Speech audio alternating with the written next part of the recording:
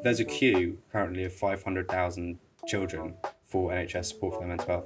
If it was a real queue, it would be from London to Birmingham.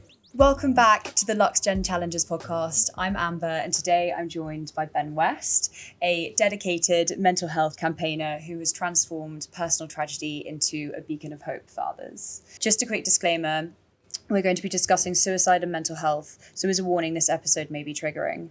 If you or someone that you know may be struggling, you can reach out to Shout, the UK's free, confidential, 24/7 mental health text service for crisis support. At 17, Ben lost his brother Sam to suicide, a loss that profoundly shaped his path in life forever. As a promise to your brother Sam, you dedicated yourself to educating and campaigning around mental health. And throughout his career, Ben has become a force of change, challenging us all to treat mental health differently. And he has gone on to win the Diana Legacy Award and the Pride of Britain Award. In this episode, we'll hear his story, learn from his journey, and gain insights into how we can support ourselves and others going through mental health challenges. So, Ben, welcome to Challenges. I thought we'd start from the beginning. Could you tell me a bit about you and your brother and your relationship with him? Absolutely. I think what's important here is to go back 6 years to when I was about 17 years old. Sam was 15. At that time in my life, I'd no idea what mental health was. No one had ever talked to me about mental health. Certainly no one had ever told me about mental illness. And so the idea that I'm sitting doing a podcast talking about mental health 6 years later would not have occurred to me back then. And then in September 2017, Sam was diagnosed with clinical depression. He was 15 years old, like I said. Before that, he was really outgoing, very funny, very sporty, had a great group of friends, incredibly talented at art. I'm not. I'm still absolutely horrific at drawing and painting and art generally. But he was this. I mean, like anything he touched would turn to gold. He would create these incredible paintings that we've still got all over the house that look like they would be in some gallery. It's just unbelievably talented. And what we noticed was over a course of maybe a year, he just started to lose interest in those things. He really struggled with his place in the world. He struggled with who he was and where he fitted in. And we noticed that as a family in terms of him just sort of disengaging a little bit. He wasn't this fun, bubbly, happy self. He'd lock himself away and spend a long time. And even actually in his art, we saw that change. Like it went from quite fun stuff to actually some really dark paintings. And really? It was incredible looking back now. So he did get a diagnosis with clinical depression in September 2017. And I remember my mum sat me down after dinner one night and went, "Sam has been diagnosed with clinical depression." And I just thought, okay, fine. How can you be diagnosed with being sad? Like go for a run. That's so weird to get diagnosed with depression. What even is that? And so I never spoke to him about it. We never chatted about it because I honestly just thought, who doesn't struggle a little bit when they're 15 years old, right? And then like you say in the intro, unfortunately, in January 2018, Sam took his own life. He was 15 years old. I was 17. Me and my mum found him. It was, just the worst possible thing you could ever imagine.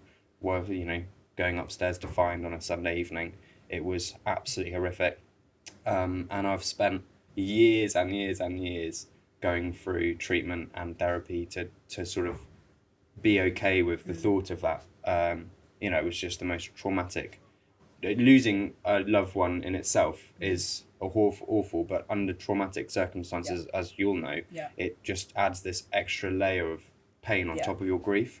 So that was just a whole cocktail of pain back then. And like you said, I sort of in that moment said, while I was doing CPR, I remember saying, "I'm not stopping. Like I'm going to do everything I can." And it's the sort of thing you say if anyone's done CPR on someone, you're just sort of spouting whatever comes into your mind. And I remember that, and I was just like, actually, Sam's died, and we knew pretty soon that night that he wasn't going to survive. And it just sort of became this thing. I was like, he was so unhappy and felt so ashamed of having this diagnosis of depression that what I need to do now is like break down those barriers for other people. Like, it's not weird to be diagnosed with depression. Everyone at 15 has something going on they're not talking about. It might not be depression, but there is definitely something. And I think we just need to, I'm really passionate about just breaking down those stigmas, particularly for young people. And also, when someone is struggling, there needs to be that support in place. And that's led me on to this path of being a mental health campaigner. And it does feel like I'm in too deep now to get out. 6 years down the line, I'm like... You're just too good at it. I'm sort of stuck in this now. But I do love it. I mean, it's obviously means so much to me to be having these conversations because it has a real world impact. And they're so vital. With the initial impact of it, how did it affect you initially? Because you were at an age where you're kind of leaving school, about to transition into adulthood, and then you have the grief of losing someone, and then you also have the added massive trauma that you were exposed to, which you shouldn't have been exposed to at any age, but you were at a very young age. What was it like going through school at that time? Yeah, it was sort of a blessing and a curse, school. In terms of how it affected me initially, in the first 3 weeks, I suffered severe symptoms. And I guess it just goes to show like the level of trauma that was involved. I had hallucinations. I was, formed delusions, which is classic, like acute stress disorder, which is similar to PTSD, but doesn't last as long as it's so severe. But yeah, I formed awful hallucinations that, that I could picture, that scene, him, behind doors, in drawers. I had this overwhelming sense of fear at anything like closed doors. I went to the doctor about it actually, and they prescribed me medication for it. I described it to them like, that moment in a horror movie where it's sort of that music's building and you just feel that anxiety in you of something bad's about to happen. I would get that feeling, that intense feeling, looking at my sock drawer. Like it was that irrational. And that lasted for about a month and a half. And then you go through these waves of incredible sadness, incredible anger. For me, particularly, and for a lot of people that lose someone to suicide, an overwhelming emotion is guilt and shame. As Sam's older brother, like I felt that incredibly deeply, a sense of guilt and shame. And this was all happening while I was in year 13. I was just about to start my A-levels. I had university that was starting soon. And like I said, school was a blessing and a curse, because it was a curse because it was this added level of stress, but it was a blessing because I could go in, and I was really, really lucky that I had an incredible year group. And I think I was pretty much friends with everyone in my year group. And I was just like absorbed by these people and covered in their bubble wrap of them. And the school were great as well as sort of just covering me in bubble wrap. And I just had this sort of no, I didn't care attitude. I remember just walking out of lessons because I was just like, I'm just going to go and chill with a friend. I used to do cadets, and we had this like storeroom for all of our kit. And so I used to just be like, I'd just walk out of a lesson halfway through and go and clean this thing because I knew I'd get away with it. So I sort of had that level of just, I could do what I wanted, and I was around people that cared, which was great. And also it was a distraction. Like, oh my God, I hate exams. I absolutely hate work. I hate exams at school. And I was emailing my teachers being like, can I get past papers? can I get like extra reading and stuff? Because I was just like, I need something else to do. And I look back on that, it's so funny because that's so not me. I know, but I was desperate for that distraction. And also when it came to A-levels, I just didn't care. And it was, it was meant to be really stressful, but I just didn't really care. Like once something that bad happens to you, it sort of resets your view of all the other things that go on. And so I walked into a lot of those exams without doing much revision, to be honest. Same I was just like GCSEs. And I don't know whether it's because I didn't care, or that part of me was so unhappy that I just sort of wanted to burn everything to the ground, and so quite wanted the exams to go badly. I don't know. It's difficult to tell, but they did go well. Thank God. And I got a place at university, and then just started uni. less than a year after all this happened, Yeah. and that was quite an experience. What was that like, starting uni? It was great to get away. This is going to sound really bad, and I love my family dearly, but to be in, if you had a serious road traffic accident, you'd find it difficult to go past that road every time. You imagine the most traumatic thing that's ever happened to you, and it's 5 feet away from your bedroom. Yeah. Like it's quite difficult living in that house. Yeah. It was quite difficult, and obviously, like, through therapy, I've managed to sort of desensitize to it and really work through stuff. So not anymore. But at that point, it was like actually quite nice to get away, and it felt like a refresh. I remember at the time I'd already started campaigning, and so I had quite a an audience on social media. I was on the radio. I remember I was on various radio shows and stuff and TV back then. And I remember in Freshers Week, like, I'd just been put with 16 people in a flat. I didn't tell anyone. Like, I didn't hand out my Instagram. I didn't tell anyone. I just wanted to rewrite it so no one knew. And then one day I did a Radio 1 interview, and they had Radio 1 in the kitchen, and they were just like, what the hell? Is that you? That's Ben. And sort of let the cat out of the bag. And they were brilliant. They still are incredibly supportive. But it was this funny moment of, like, psychologically, I just wanted to get away. And I think that shows how little I actually processed of it. Yeah. Because it was still this thing that I wasn't comfortable with, which is the difference between then and now. Now this is part of my life. It's something I've dealt with and worked hard to process. But back then it was like trying to get rid of it. So yeah, and university was as a whole other issue. I did aerospace engineering, and I'm not very good at maths. I'm terrible at maths, so it was a I could horrific. not even begin to imagine what that would be like. I was literally doing rocket science at one point, and I was like, I don't know how to do this. It was a long. I ended up dropping out because I got all the way to my dissertation, and my dissertation was to design, build, and test a plane, an actual plane. I had to build a plane, and I just realised I have no idea what I'm doing. I don't even know where to start. So I ended up leaving, and luckily I had all this work and work going on outside to fall back on and go to. But yeah, university was a struggle. To be honest, it was 5 years, 4 or 5 years of just trying to not survive, but just get through things, and not really have a plan. Just sort of, let's see where this goes, and let's see what life, see how life happens. And it has felt a little bit like that, and it finally feels like I'm out of that and trying to come up with plans. And now, yeah, exactly. Obviously, we've kind of covered this question, but losing someone to suicide brings about such a complicated set of challenges because there are so many complex emotions there. How did you navigate the grieving process? You said that you have a lot of guilt, or you had a lot of guilt. What would your advice be for others who are going through a similar situation? It's funny when you say had a lot of guilt, have a lot of guilt. It'd be easy for me to say have, like I've dealt with it all and processed it, but I just don't think it ever really goes away. Like there's always that little seed of you, that negative voice in the back of your head that says it. And I've done a huge amount of work, and I've been very fortunate I've been able to afford to work with a counsellor for a long time. If anyone's heard of it, I've done EMDR therapy, which is brilliant. It sounds completely bizarre. Okay. But it's called eye movement desensitization. Okay.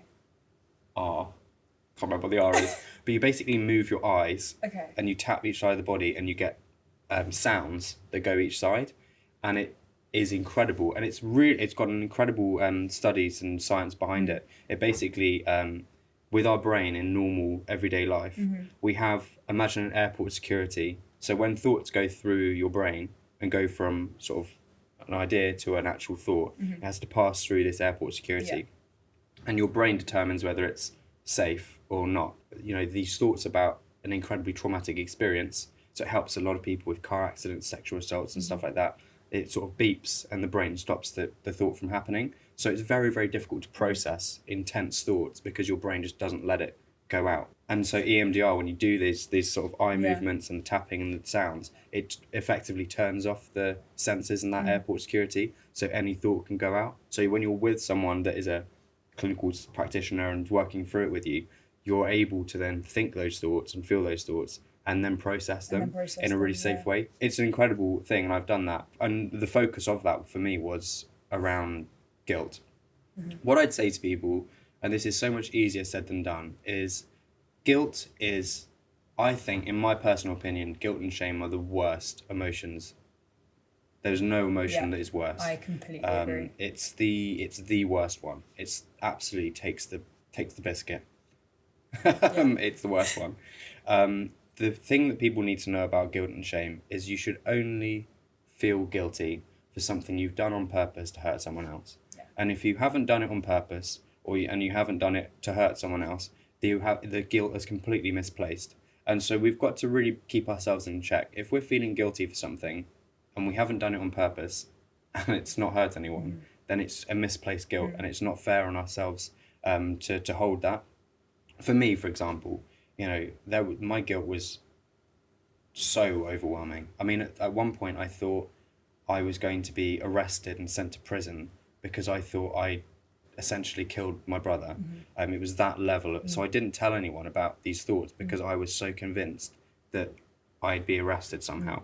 I mean, it was that level of guilt when going through something like that. It's so weird you say that. I thought I was going to be arrested for my sister because when we were in the water, I think at some point I had tried to pull her out of the way or something, and I don't really know what happened there because it's that kind of tiny bit of the accident's kind of blurred to me. I just remember trying to pull her away from it, and we had a police interview 24 hours later, and my sister and I were in one of those really intimidating interrogation rooms. And I had said, I was like, well, I think I saw Emily and I think I tried to move her out of the way, but I can't remember. And then while I was in hospital, which was fucking awful anyway, I was in there for 2 weeks, and all that time I was like, oh my God, I'm going to be arrested for murdering my sister. And the guilt and shame. And then my guilt and shame came from, I wish I had said no to them saying, oh, let's turn the boat around. I wish I had said no to you touching her in the water. It's so weird the way that it manifests, because I don't know if you experience this, but a few other grievers who are grieving from really traumatic deaths have said that it's almost a form of self-harm in a way that comes from guilt. Me, I'll always try and remember my dad in that final state as, I don't know if it's a form of punishment, but whenever someone says, oh, the memories fade over time, I want myself to remember that memory, even maybe as a way of punishing myself. I don't know what it is, but have you ever experienced that? Yeah, they're powerful memories, right? They do hurt. I think for me it's I completely relate. I remember having to do a police statement in our kitchen, and I was just we'd had dinner as a family that night. And Sam had just been completely out of he wasn't in the room. I mean, he was, but he just wasn't there. And I remember getting quite annoyed, and we had an argument, and that was the last thing that we said, was just shouting. He went upstairs. And so for me, I was like, oh my God, he died because he'd done that because of our argument. And so I completely thought, this is going to get found out. They're going to start pointing the finger at me. But and you've got to rationalize it with that's not how this works. No. I do think as well, particularly with sudden deaths, there is so much we don't know what's happened, and it's so hard to rationalize it and understand it. The easiest thing to do for our brain is to go, oh, I must have done it, because that's so much easier to understand. Oh, if I'd done this differently, it would have been different. Or if I hadn't have done this, or if we'd done this instead, and it's those what ifs. And it's your brain trying to rationalize something that is irrational. Unfortunately, with accidents and sudden deaths and things like this, there is no rationale. There's no rationalizing it. And our brains don't like that. We don't like not being able to rationalize something and understand something. And I do think it's this desperate attempt to feel something and understand something by just going, oh, it must have been me. Because suddenly it gives it a reason that you can understand. But it is absolutely debilitating, and it's one of the worst. It's definitely the worst feeling that I had throughout all of it. I take the hallucinations 100% over the guilt and shame. And it lasted years. And it was only when I started counselling and said all of this to my counsellor for the first time, it was actually while I was writing my book, that it all came up for me, and I was like, oh my goodness, I still feel like this. Anyway, I spoke to my counsellor, and she was the first person that I'd told, and she just went... Ben, because I basically told her about this argument, and I'd never told anyone about that before. And she was just like, you've got to understand, none of this was your fault. It was the first person that never told me that. And I just remember thinking, oh my God, you're right. Yeah. But because it's just been left to ruminate in Yeah. my head for years, I've just sort of formed this fixed belief that I did do it. And so it was just this utter relief. That was the best hour. Yeah. I'm not going to say the best hour of my life, but it was up there as one of the best there, yeah. hours of my life. Just having this person be like, you've done nothing Yeah. wrong because you didn't intentionally hurt someone. No. Like if you'd intentionally done it to have that outcome, then that makes sense. But give me one brother that hasn't had an argument Yeah. with their other brother. Like That's- it's just yeah. unnatural to not do I that. argue with my sister. We argue like cats and dogs.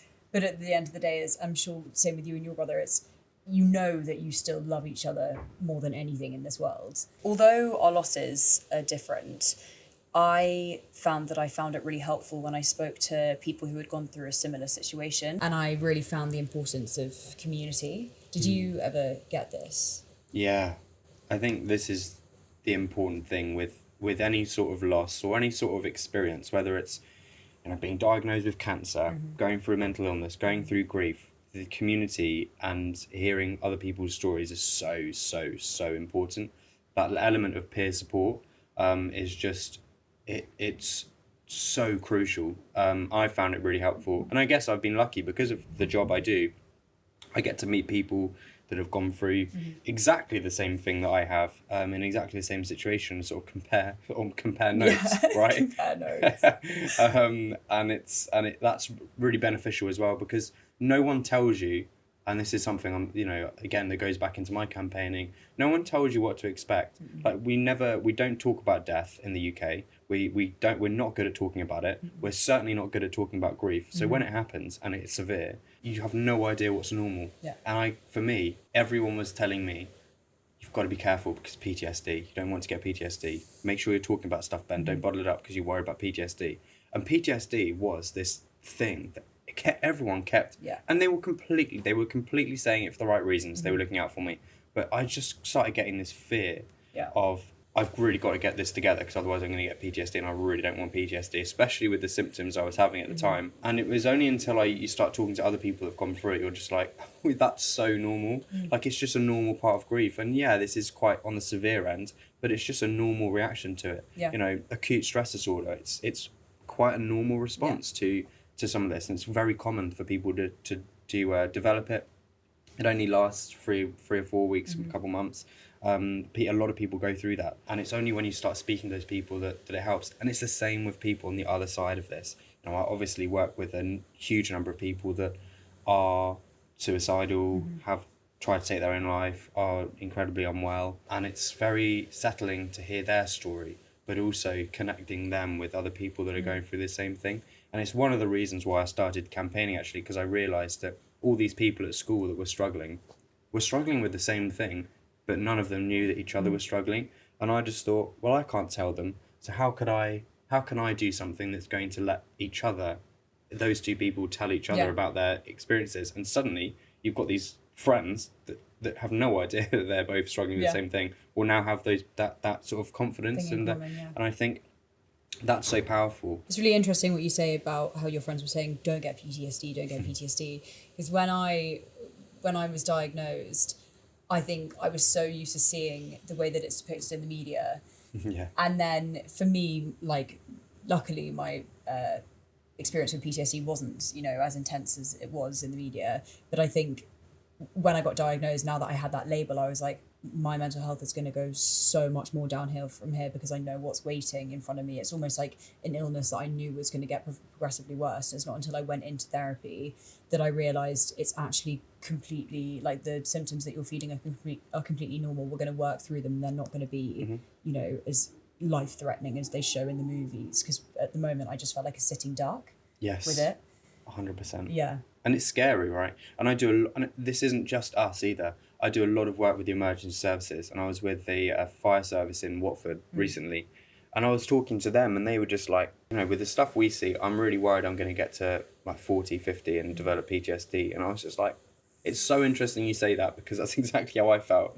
But I'm like, and there are a lot of people out there that have had diagnosis of PTSD, and yes, it's a horrible, horrible illness, but it's manageable and it's treatable. Yeah. And we sort of depict it as the epitome of madness, Yes, right? And all yeah. those like newspapers, mad person with PTSD. Well, it's not the case at all. No. Actually, there's a lot of people that have very high functioning PTSD and manage it and get the treatment that's needed. And so I find it funny looking back that I was so scared of developing this illness that I sort of panicked, and I got more worried about that than I did about same. what was going on.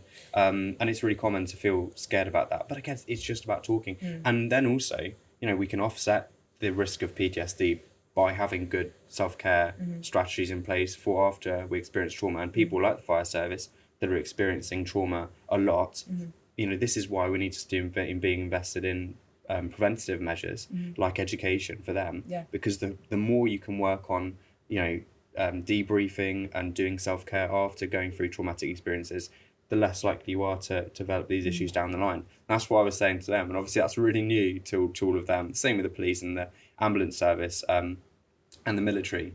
But it's just one of those things that we have to get the prevention right. And it's so true for all mental health conditions, is we can really prevent an enormous amount of them from developing if we just educated people properly. Losing someone you love, especially from suicide, is such a difficult thing to go through.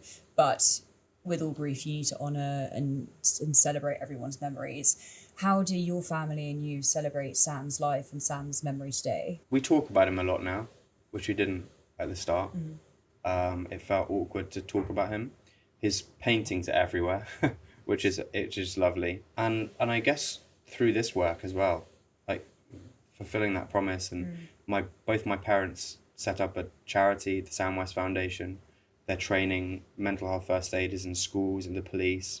They do a lot of work around arts in schools and giving particularly state schools access to arts, drama, music.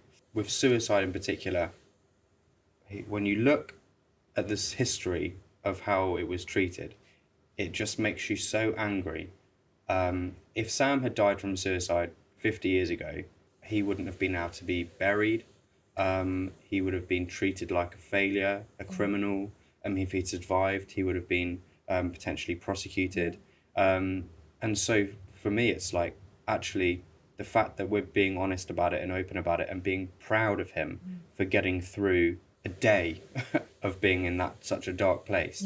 Like, I think that says so much and is such a nice place to go. Don't get me wrong, that's not how I've always thought, but I do now, where I'm like, actually, imagine waking up in that much pain that you were considering ending your life and just getting through a day.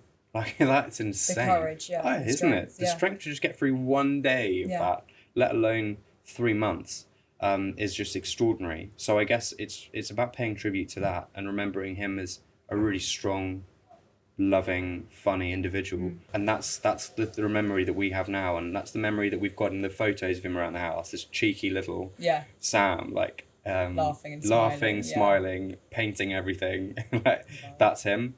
And that's how he should be remembered. And it just goes back to the history of suicide. I'm like, those same stigmas that existed back then exist now.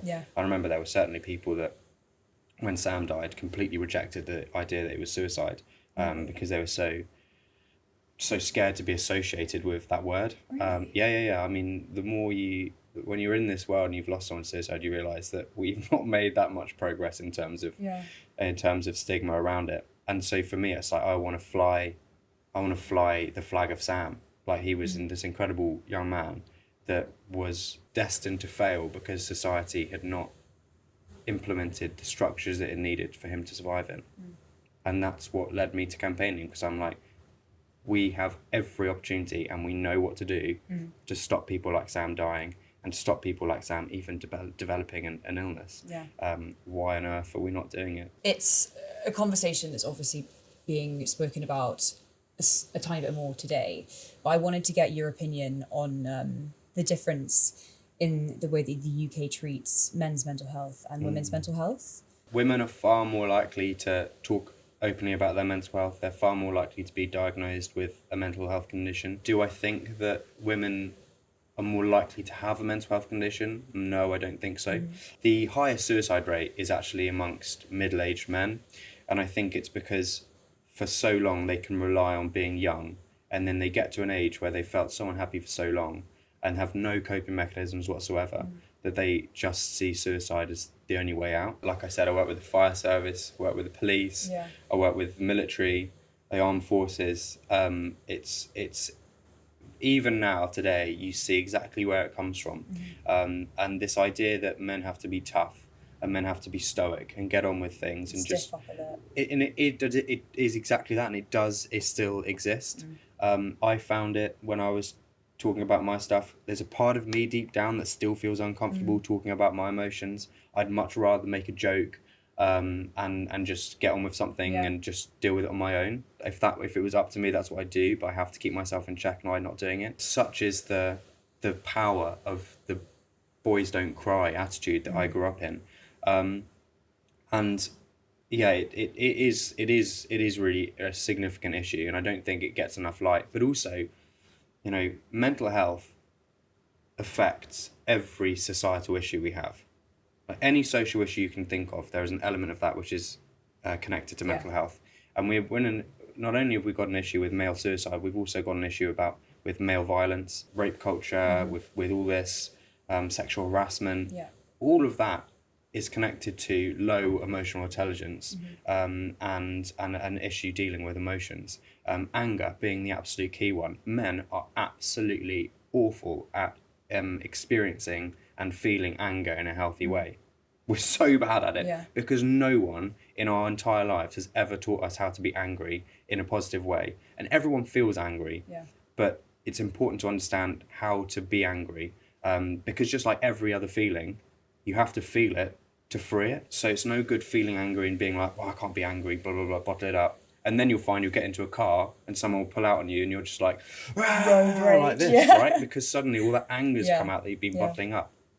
And so I think there's a lot to be said about educating around mental health for young boys, not just to stop them from developing mental illness and from ending their own life, but actually to solve so many societal issues. You know, your education improves if you can look after your own mental health and have good mental health. Your outlook in life improves, your quality of life improves, your chance of going into crime decreases, your chance of being the victim of crime decreases. Like we can really change the scene on so many different societal issues if we just invested in proper mental health education from the moment you're born and the moment you enter school. Like we'd really create an incredibly productive, incredibly healthy society if we did that. You were recently appointed as a consultant on the advisory board for Wagamama.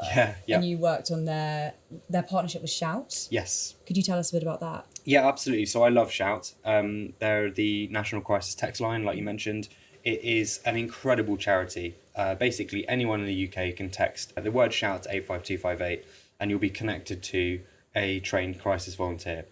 We will talk to you about whatever it is that you're dealing with, no matter whether it's a relationship breakdown or you're feeling incredibly suicidal, actively suicidal, and you need emergency intervention. It's an amazing service. I've been a volunteer there for 2 years. Wow. I've done 75 hours of crisis support for people, which incredible.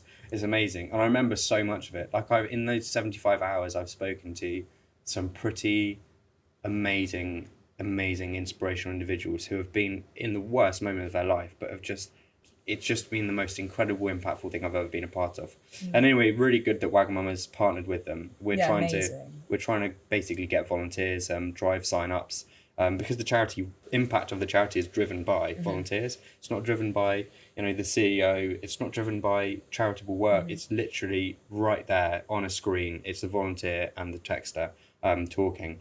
Obviously, Wagamama. I just love Wagamama. I've worked for Wagamama for 3 years now as an advisor. They're a great group. They really are. And so I've done a few projects with them now around Shout, but previously with universities and university support, because obviously that means a huge amount to me. There's too many suicides at universities when they don't. That really doesn't need to be. It's one of those where it's just sort of just constantly beating the drum for education, prevention, treatment, and early intervention. And if we can get all of that right, then we're in a much better place. But we need education in schools. We need access to a GP. We need access to CAMS. We need access to the NHS mental health service. We need that support to be quality and good. The threshold to get NHS support for a mental health condition right now is shocking. And people probably wouldn't believe me if I told you the threshold for for being referred. Can you tell us? So at the moment, if you're a child in the UK, in England rather, and you want to get referred to CAMS, which is the Child and Adolescent Mental Health Service, in some NHS trusts, the current threshold to be referred to CAMS is evidence of 2 suicide attempts. So you're joking? Yeah, that's the threshold. And if you don't meet that threshold, you will not be referred. The rejection rate from CAMS is about 39%. So 39% of people that go for, and these are children, so 39% of children that try and get support from the NHS for their mental health will be rejected. That's what we're dealing with. You know, there's a queue currently of 500,000 children for NHS support for their mental health. If it was a real queue, it would be from London to Birmingham. It's really, really bad. Oh my God. And the problem is, it's not getting any better. And so until we start educating people early on about how to avoid things like this and really invest in those young people, like nothing's really going to change. But it's dire. I'm careful when I talk about this because I don't want to ever put someone off going to their doctor. If you're struggling, of course, go and talk to someone and definitely go and speak to a GP because there is support out there, but the situation is quite bad. Grief is such a long and difficult process. What were some of the moments and turning points in your grief journey that started and helped with your healing? Going back to school was the first moment because that just gave me normality again when everything wasn't normal. I went back to school actually I went back to school the next day. Did you? Yeah, so Sam died 9 p.m. Well, we found Sam at 9 p.m. on a Sunday. 4 p.m. on Monday, I just took myself in my car back to school. No way. I know. And I did cadets, like I said, so I literally got into my uniform and I just went to school like I normally would and I think I must have skipped into school. I was so happy to be there. Yeah. And everyone who had been told what had gone on literally looked at me and was like, what the hell is going on? Is this some sort of sick joke that you played? No. So for me, and I didn't laugh. I did about 15 minutes and then went home again. Yeah. But I think for me, there was that moment of like getting that normality back, realising how special your friends are as well. Obviously, it's an awful thing to say, but until you have something like this happen, you really don't realise how important having people around you are. Yeah. God, they were incredible. They were they still are just... Yeah. I'm not sure I could be that good if someone else went through something like that. They were just so amazing. I went to a school and we had not many people in our year at all. And I remember I was nervous for their reaction and I was nervous for what they would act like and how they would treat me. But I think a week into hospital, I woke up to a whole box of just cards on my bed. And then when I went back to school, because I wanted to get back to school as soon as possible. And I remember just seeing them all at the end of the sports field and just running. And I loved running at the time. I just ran past them and all of them just started sprinting with me into the woods. Aww. And it was having that group around me again and still having them now is I think one of the things that kind of in a way saved me a bit, I think. Oh, definitely. And you bond with them on such a new level. I'll always be friends with them. Even if I don't talk to them for 5 years, I'll always be friends with them because of that. You form such a connection with them. But isn't it funny? I spent all my time at school complaining about school. And then when this awful thing happened, it was my safe place. Yeah. And I really wanted to go. Yeah, same. It's the only time in my life I wanted to go was when all this was going on. So that was one of the turning points really was school and realising that, the support I had around me. The second one was starting uni because I lost all those support structure I lost immediately when I started up at uni. And I was okay, I dealt with it. But it was an alien world to me. Yeah. And then really the next one was writing my book and starting counselling. Yeah. Because I'd never really thought. It's a classic one with thoughts. You know they're there, but never really recognise them.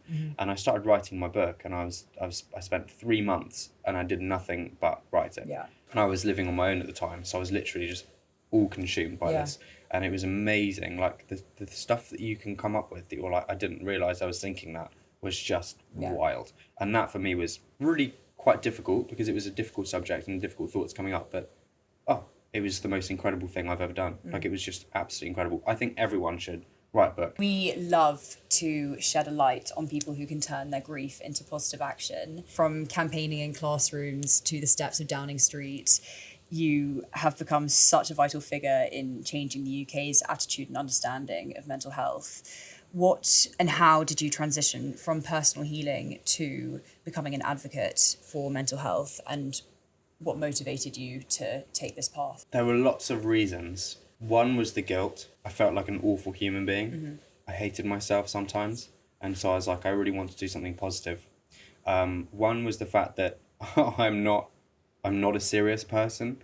And it sounds funny because I feel like I'm in quite a serious job now. Yeah. But I don't. I like messing around. And at the time, like, everyone was being really serious with me. And everything I had to do was incredibly serious. Like these meetings with the school and all this.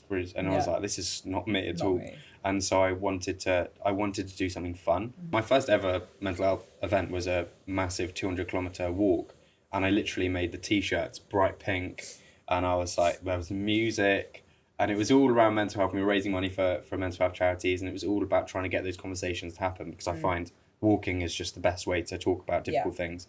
But for me, it was just like, I just want to have fun again. And do something that's fun and do it in my way and like rewrite what happened into this, like actually we can have fun with this mental health thing. And then also the number of times I've been told like, you've really helped me, saved my life, saved my friend's life, partner's life. And I know I have as well because I've been very involved in emergency interventions and generally around this topic, involved in conversations that have 100% had an impact in someone's life. Once you hear that, particularly from where I've come from with losing Sam, it doesn't feel like this is my job anymore. It just feels like this is my life. It's what I want to do. It's what I feel like. It's my calling, my purpose. Yeah. And it does just feel like that. And there's a lot that needs to be done. Yeah. Like I think we've made a lot of progress with mental health awareness and the conversation around mental health.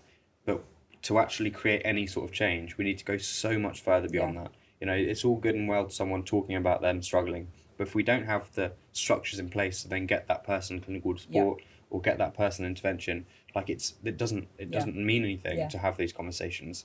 How do we now use my skills to actually start having a deeper conversation and a more complex technical conversation about duty of care laws at university, about NHS thresholds for diagnosis and for treatment, and actually start to peel another layer of the onion back. And just go that one level deeper. And once you start doing that, it's addictive.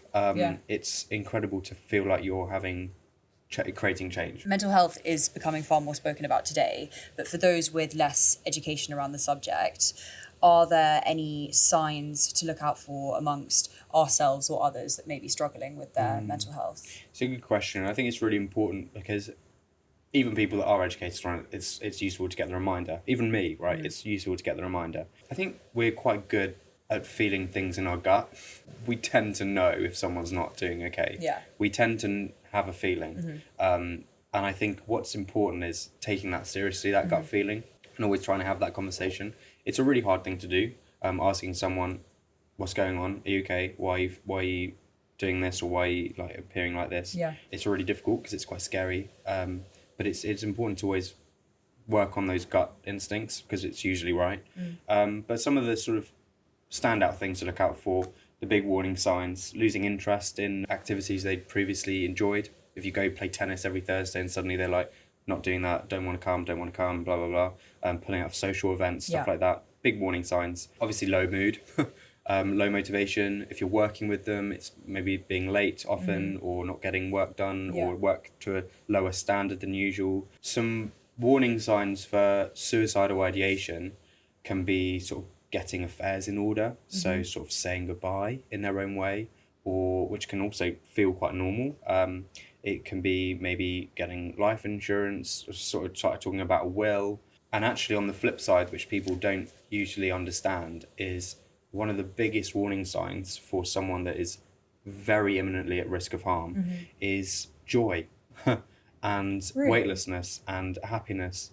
So very often we see with people that are suicidal and have been for some time, when they make the decision they're going to take their own life, they actually feel an enormous relief.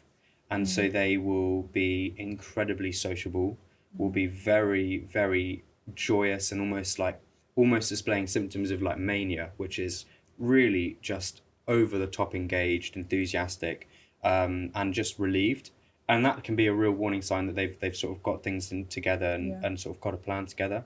So it's always worth just sort of being in aware. And usually that comes alongside saying goodbye, which they do in their own way. But it's always worth just being aware that actually they can look really normal and different to what we might imagine. But it's always worth, if we've got that gut feeling, just acting on that. Because usually if someone's been down for months and suddenly it's just like, woohoo, let's go, let's party, there's a change. And our gut will feel it because they'll be like, that's a bit different. So it's always worth it. I think the biggest, and it's going to sound so unscientific, but the biggest one is just go on that gut feeling and talk to people.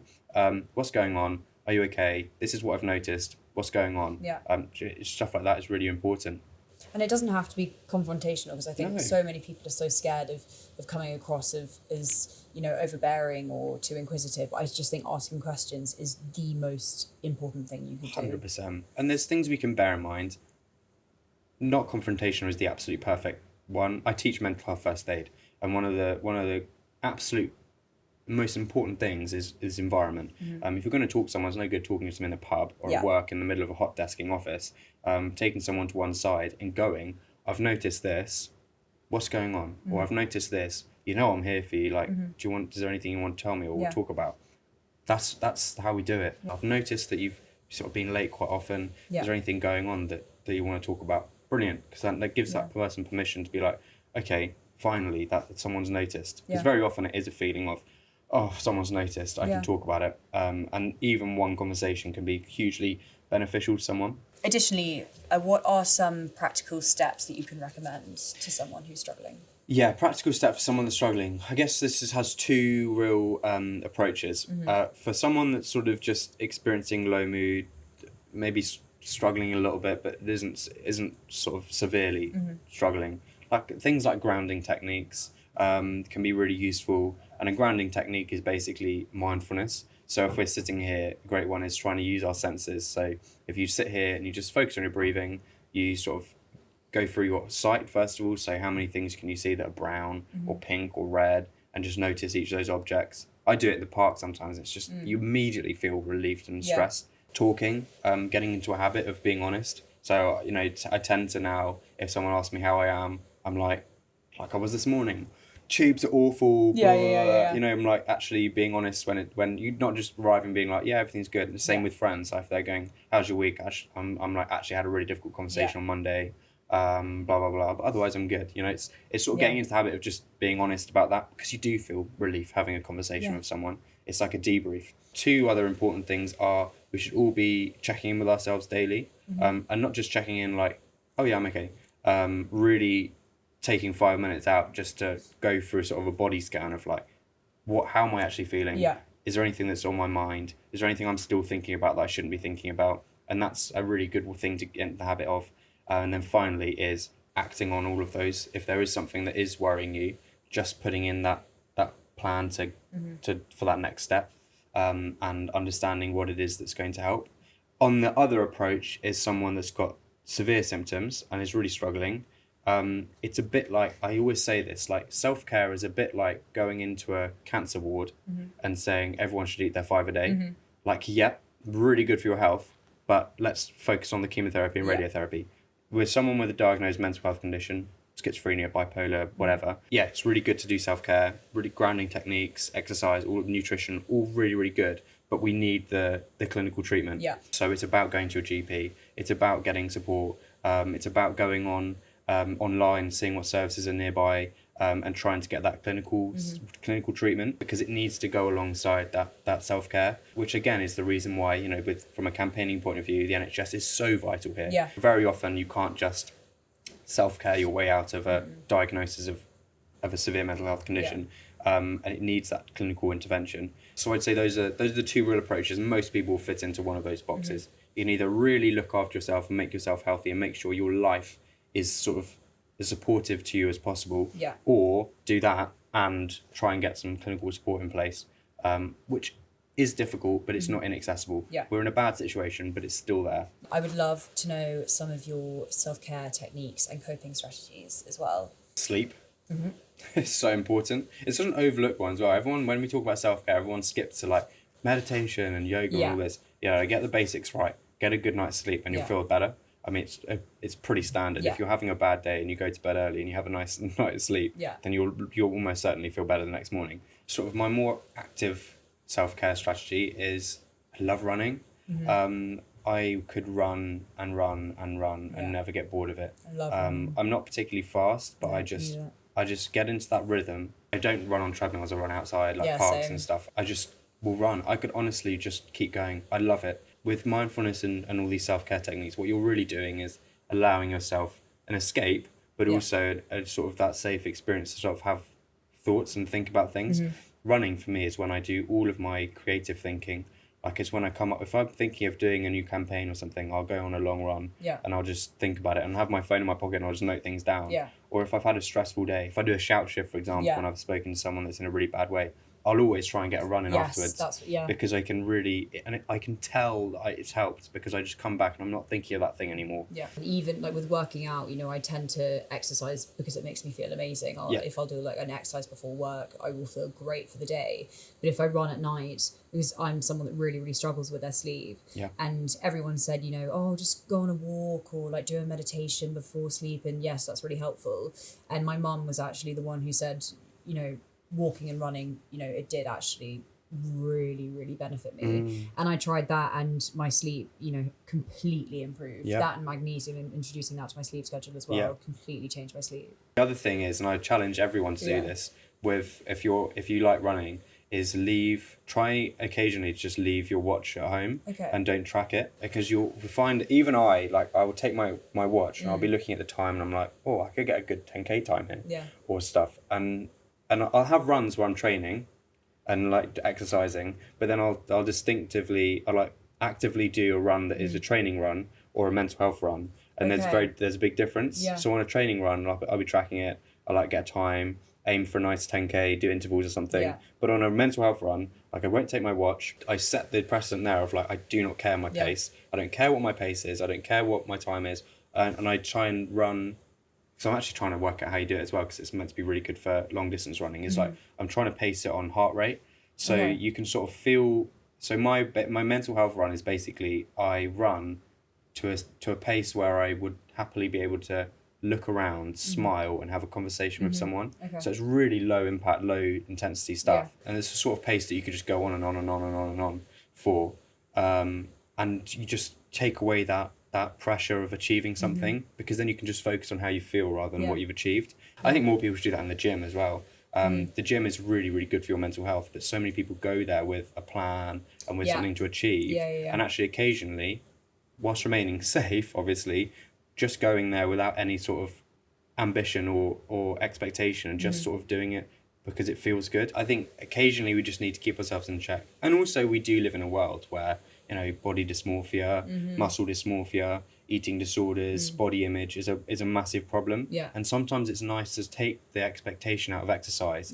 And then if we're really uncomfortable with that, we can start to understand maybe I'm exercising for the wrong reasons, or maybe there's something there that I need to address. Because we all feel it, exercise, there's an element of all of us that exercises because we want to look good. And, right? It's in all of us.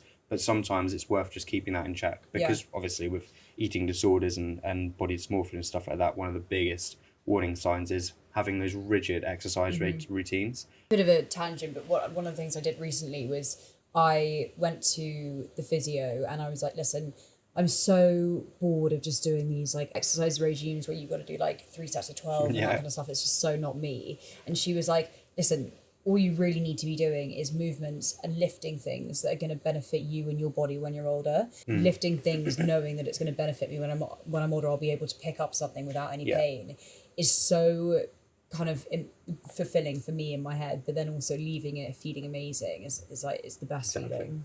Exactly, and it's the sort of epitome of looking after your health, isn't it? Trying to maintain your health resilience as long as you can. Resistance training is really important.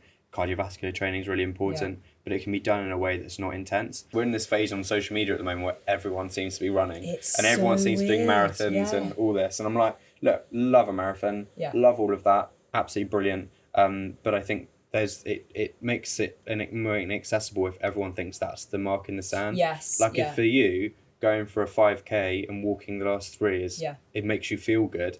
then that's brilliant. Then that's great. Yeah. Like I very rarely do a fast run nowadays. Like I will if I want to see if I've like improved, but I'll just go for a little plod. Yeah. And it's great. And it's amazing. And walking as well is incredible. Yeah. I love walking so much. I walk home from here every day, which is like 45-50 minutes, and it's so clearing for the mind. Like I come home and I'm like, okay, I feel like I've debriefed work in my head. I debriefed, any things that I'm talking about with my friends. I feel completely cleared. Yeah. Yeah. It sets that boundary. Incredible. Yeah. And also by doing something we're not on our phone. And obviously mental health and phones, in my point of view. Yeah, what's your take on social media and its play in mental health? If I'm being completely honest, in its current form, social media is incompatible with good mental health.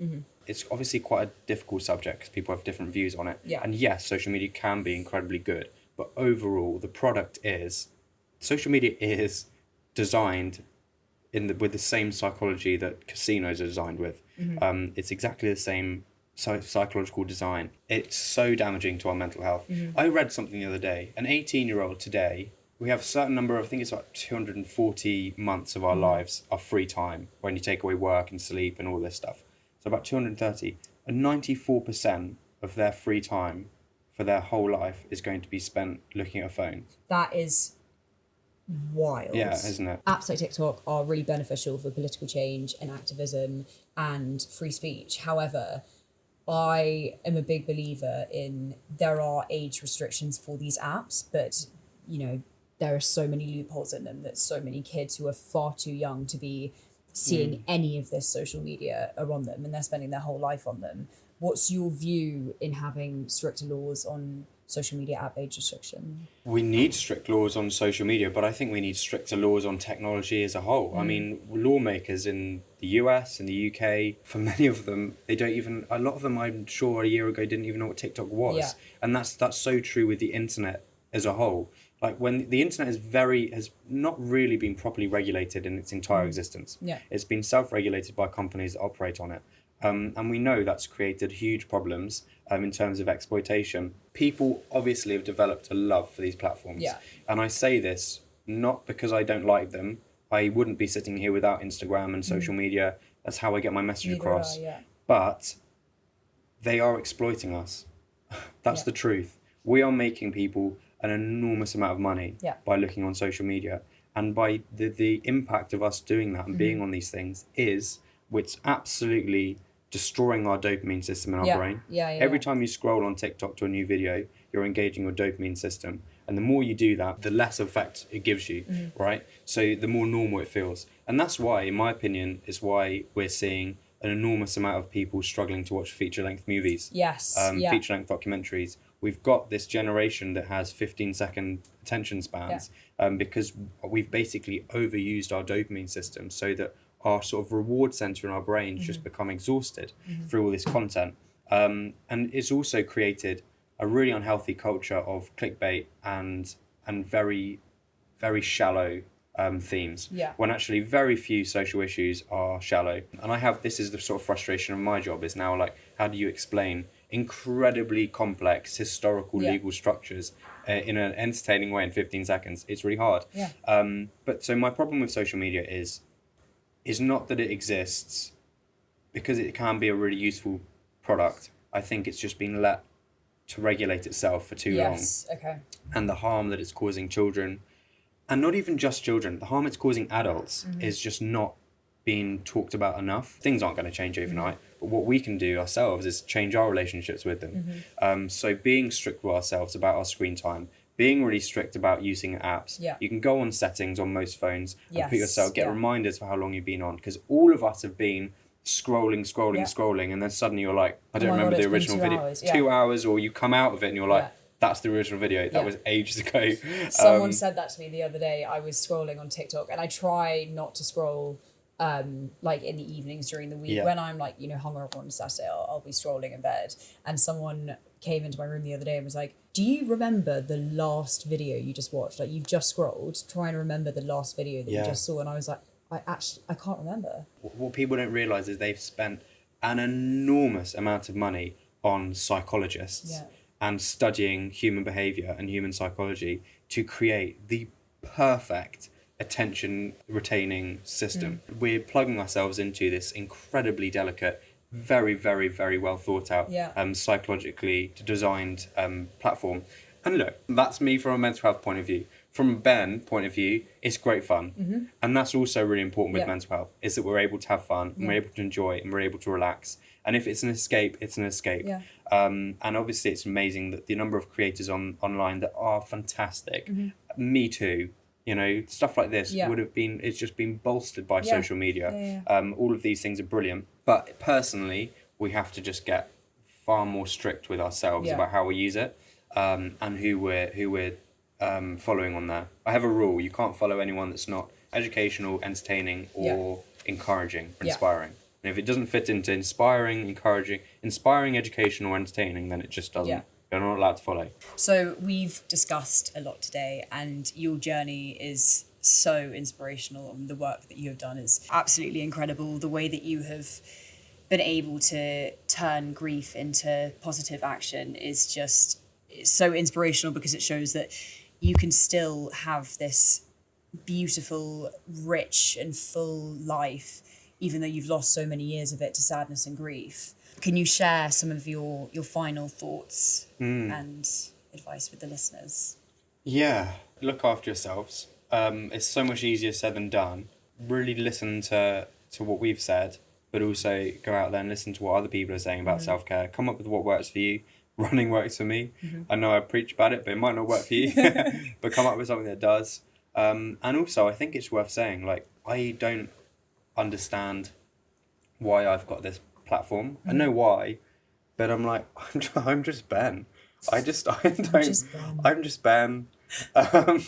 And I'm like, I just have an idea of what I think needs to happen, and I've gone out and I've just not stopped talking about it, and it's all I do. And it's my full-time job. It's all I do, and I create change, and I really have something that makes me get purpose. More people need purpose in life, and I think what's sometimes worth doing is just really reflecting on what you actually want to get out of life. I know that's a really privileged thing to say, because some people don't have the time to even think about that, but you can always try and find purpose, whether it's, you know, volunteering at a charity, or, you know, being, you know, growing a vegetable garden in your window. You know, there's purpose everywhere. I think for me it's been such an amazing experience to work out what actually I want to do and what I want to really makes me feel good. Everyone needs to go out and find that. And it can be something really small, but it's just, it'll change your mental health. I mean, it's one of the biggest impacts on your mental health is feeling like you're doing something worthwhile. So and call for change. If you think that something should change, like, hell, we live in the most the best time that's ever happened for people to call for change and to campaign for change and to do all that. So if you've got something that you want to change, then go on and use your platform, knock on Downing Street and get it done. Exactly. So, Ben, Thank you so much for coming on Challenges and sharing your story and your incredible knowledge with us. Where can our listeners find some information about your work? Social media, Ben West. I'm at all the platforms. You find me there. That's about it. I mean, most of the stuff I post is nonsense, so sometimes you'll get something. But yeah, that's where I'll talk about all my stuff and campaigns and stuff that I'm involved in. And I just want to finish this episode by saying, just remember, it is okay to struggle. It's okay to ask for help. It's okay to go to therapy, and it's okay to talk about your mental health, because this is not your forever, and help is always available. You can reach out to Shout, the UK's confidential, free 24/7 mental health text service for crisis support. Just text Shout to 85258. Thanks so much for listening to this episode of Challenges. If you found this episode helpful, please like and subscribe to our podcast wherever you're listening, and connect with us on social media, and stay tuned for the next episode.